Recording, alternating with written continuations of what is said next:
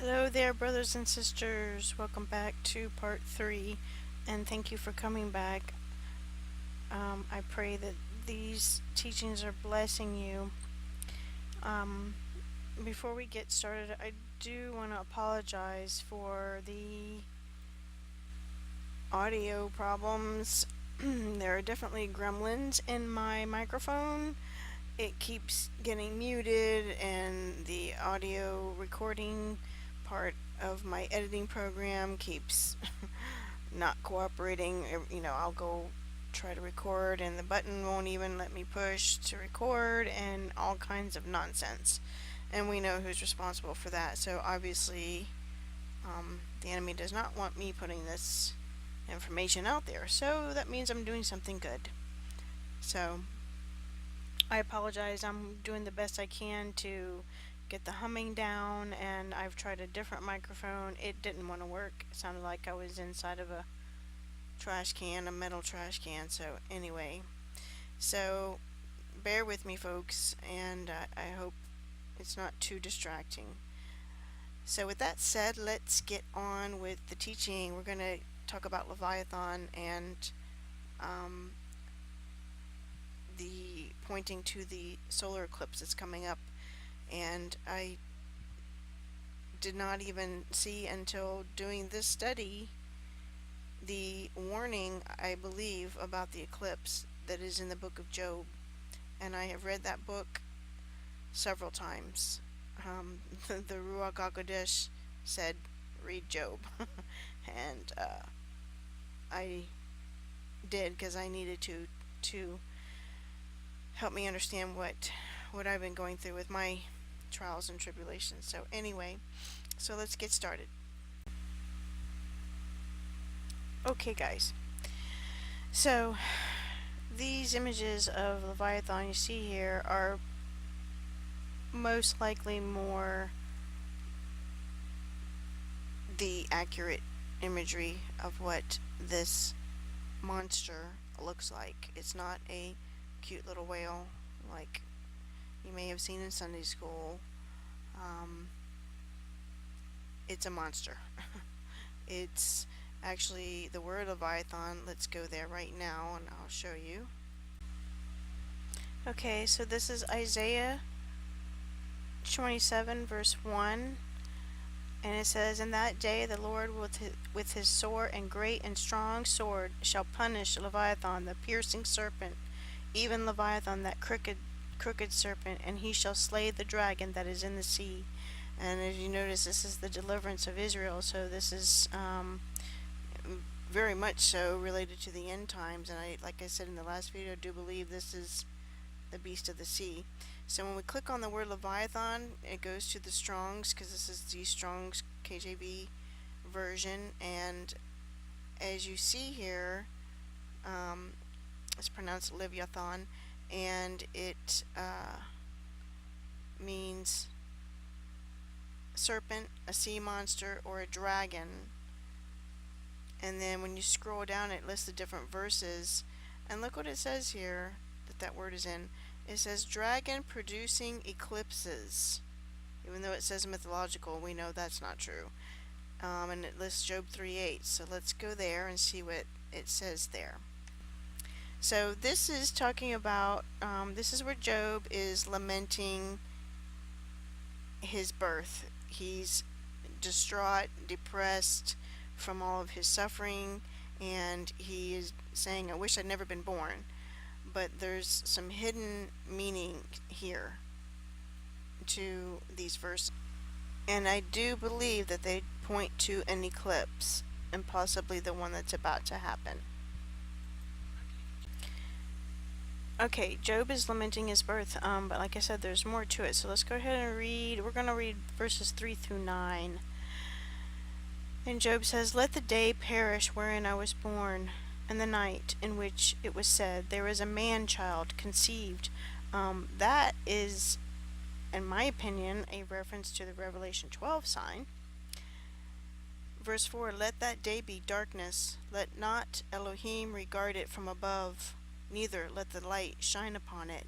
And if you remember from the 3 days and 3 nights study when I was going over the darkness period when the sun went dark when Yeshua was on the cross from noon to 3. um, the sun and the moon went dark, and it was a time of obscurity. And from what I gathered from my understanding is that that was like a twilight zone time frame, between the transition from the first day to the second day. So, I mean, yes, there was physical darkness and the people were experienced it, but there was also um, an overlap of a time of limbo or twilight zone type um, obscurity, is what the verses say, meaning that something out of the ordinary is going on. And I think that this verse is also referencing that, because he says, "Let not Elohim regard it from above." And of course, our Father in heaven was not pleased with the fact that his son had to be down there, even though it is part of his plan. Of course, he didn't, you know, I'm sure that it broke his heart. I know that it broke his heart seeing his son there on that cross, dying for us. So, um, there's that. In verse 5, he says, "Let darkness and the shadow of death stain it. Let a cloud dwell upon it. Let the blackness of the day terrify it." And because obviously it's dark, the sun is not shining. Because in verse 4 it says, neither let the light shine upon it. Let's see what it says here about light, daylight. Yeah, so that's talking about the sun. So obviously this can also be referring to an eclipse. So verse 6 says, "As for that night, let darkness seize upon it. Let it not be joined unto the days of the year. Let it not come into the number of the months." So he's saying that this particular day, and like I said, we know there's dual meaning, so he's referring to his birth. He's, saying it would be better that I have never been born. But I strongly believe that Abba led me here, especially because of what we just saw in the Strongs, where it said a dragon that produces eclipses. I'm like, what? So he's, it's also referencing an eclipse. It wouldn't have led us here if it was just talking about Job wishing he had never been born. So in verse 6, it's saying that it's a day outside the ordinary. Don't even join it to the days of the year or to the number of the months. It's a day like no other. And let darkness seize upon it. Let's see what this is. Darkness, gloom. Yeah. Verse 7, "Lo, let that night be solitary. Let no joyful voice come therein." And the first thing that entered my mind as I was reading this and getting the understanding of the second meaning to it was the night that the angel of death passed over Egypt and slain all the firstborn sons, because it says, "Let no joyful voice come therein." And there was lamenting and weeping and wailing for the people in Egypt that had lost all their firstborn sons, including their cattle. All their livestock. Also, the firstborn of all the livestock also died. So that can definitely be pointing to Passover. Verse 8 says, "Let them curse it that curse the day, who are ready to raise up their mourning." That verse reminds me of when judgment comes in the very near future. Instead of repenting, people will be cursing the Father. And then, of course, there's going to be weeping and wailing and gnashing of teeth, which is what this ready to raise up their mourning part has to do with. Let's see, I need to scroll down. Verse 9, "Let the stars of the twilight thereof be dark. Let it look for light, but have none. Neither let it see the dawning of the day. And let's go to the verse that says the stars shall not give their light, because that's a reference to this. Um, so it can also be pointing very clearly to an eclipse. Okay, so this is Isaiah 13:10. There's several verses that list the stars not giving their light. For the stars of heaven and the constellations thereof shall not give their light. The sun shall be darkened in his going forth, and the moon shall not cause her light to shine. Um, yeah, that's definitely referring to an eclipse. If the sun is darkened and the moon doesn't, you know, the eclipse is going to happen on August 21st. It will be a new moon going in front of the sun.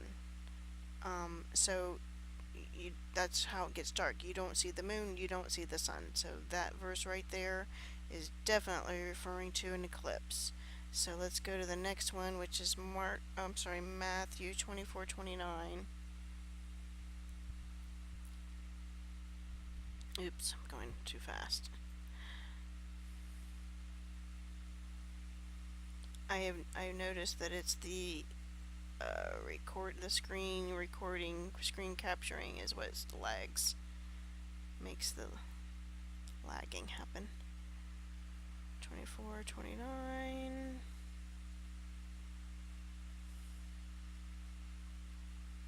Thanks for being patient with me, folks. I'm not an expert video maker, but Abba led me to do these. So, okay, verse 29 says, immediately after the tribulation of those days shall the sun be darkened, and the moon shall not give her light, and the stars shall fall from heaven, and the powers of the heavens shall be shaken. Now, of course, this says after the tribulation of those days. Now, does that mean the period of the Great Tribulation, which is the last half? Not necessarily, although it could be both. This could be referring to a period of time before the Great Tribulation, as well as the time after the Great Tribulation. We know that these eclipses don't just happen once in a while. That's a regular thing. So it can definitely be speaking of both. The next verse is in Mark. Ooh, I keep scrolling down too fast. Mark 13:24.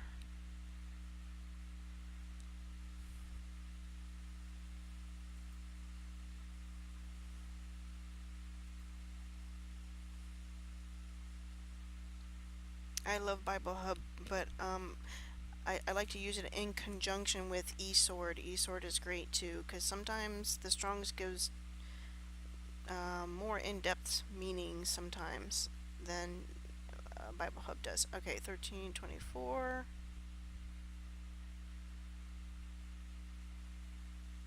Which says, but in those days after that tribulation the sun shall be darkened, and the moon shall not give her light, and the stars of heaven, oh, it's 25 also, and the stars of heaven shall fall, and the powers that are in heaven shall be shaken, and they shall see the Son of Man coming in the clouds with great power and glory. Okay, I'm just reading on. And shall he send his angels, and shall gather together his elect from the four winds, from the uttermost part of the earth to the uttermost part of heaven. So this could be talking about the second coming, but it could also be talking about what, if you're a pre-tribulation rapture person, then it could definitely be talking about that too. And another reason why I disable comments, I'm not getting into any debates. This is for people with eyes to see and ears to hear. If you don't agree with something in this teaching, then Yah bless you. But we're not going to get into any arguments. There's no time for that. Time is short, there's no time for that. And none of us have all the answers anyway. We see through a glass darkly. People forget about that. Because because tribulation, we have tribulation every day. There's tribulation every day in this world. It's the Great Tribulation, which is the last part, which is the second coming, in my humble opinion. Okay, so So yeah, and we just saw those verses in Job. Um, Definitely talking about an eclipse, and it sounded pretty dire. So, oh, I forgot to mention that in verse 3 of Job 3, um, it said, it says, "Let the day perish," and that word "perish" is the word that we went over in the, I believe it was part 6 of the 3 days and 3 nights, with the Hebrew and the Greek and the number 12 in the Strong's Concordance. So as you see here, this is H12,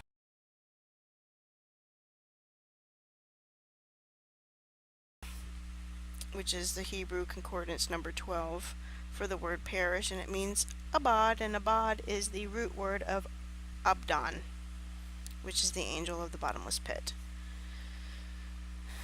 So, definitely talking about death and hell there. And like I said, I believe this right here is referencing the Revelation 12 sign, where the woman that is uh, pregnant with the child and travailing, ready to give birth, which we know comes up uh, about 30 days after the eclipse. So I just wanted to go over that quickly because I thought that was very interesting. I was looking up stuff about Leviathan and came across that, and I was like, wow. So while we're here in the Bible Hub, let's read some things about Leviathan. Let's see what's for Job. Well, let's see, I'm in Job, so let's stay here so I don't go back and forth. There's another mention, of course. This, I believe, is the chapter where Leviathan is being described in detail by Yahuwah. Verse 31. Yeah, this whole, yeah, he's, the father is describing how this monster is, basically nobody can take it down. It's too strong, so it's definitely not a normal animal that a man could slay.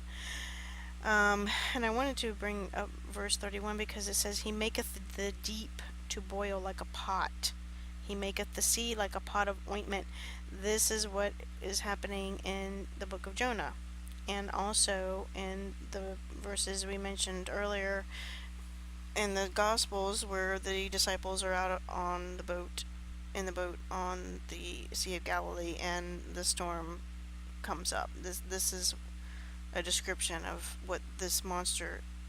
It's the monster commanded by the Father that makes the seas rage.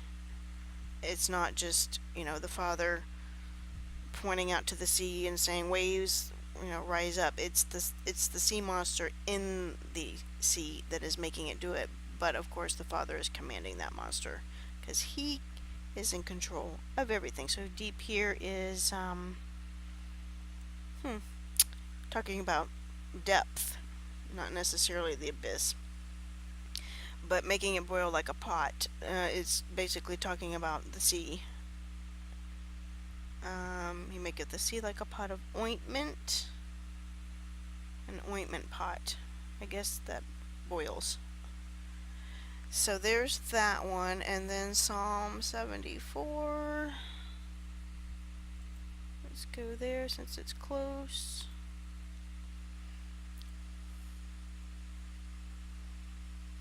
Now I'm just trying to make a point that, I don't know, that it wasn't a whale first off, and that it's definitely talking about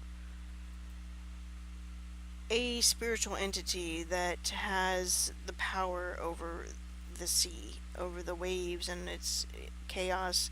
The letter for that means water in the Hebrew is the letter M, and it's the Hebrew letter Mem, and it can mean chaos. Okay, I'm already in 74. Um, let's see, verse 13 and 14. So it says, talking about Leviathan, thou didst divide the sea by thy strength. Thou breakest the heads of the dragons in the waters. The dragons in the waters. Those are, there it is. There's the Tannin, serpent, dragon, sea monster. So this is talking about at creation when the Father divided the waters from the heaven, from the firmament, uh, and the waters of the earth. Thou breakest the heads of Leviathan in pieces, and gavest him to be meat to the people inhabiting the wilderness. Heads of Leviathan. Leviathan is supposed to have, if you look into the so-called mythology, in different cultures, this serpent has 7 heads, and we know that the beast of the sea in the end times has 7 heads. The dragon with the 7 heads. Same thing. Just wanted to make a clarification there. Oh, there's one more. Let's just go ahead and go there. Amos 9:3. So that you get a mental image of this is talking about a spiritual entity, not a whale. Because like I said in the commentaries I read, they even said and Jonah was alive miraculously for 3 days and 3 nights in the belly of the whale. I'm like, no, you're missing the whole spiritual. You're not looking with spiritual eyes. There's a spiritual meaning to this. So anyway, no, what did I say? Sorry, I didn't go. 9:3.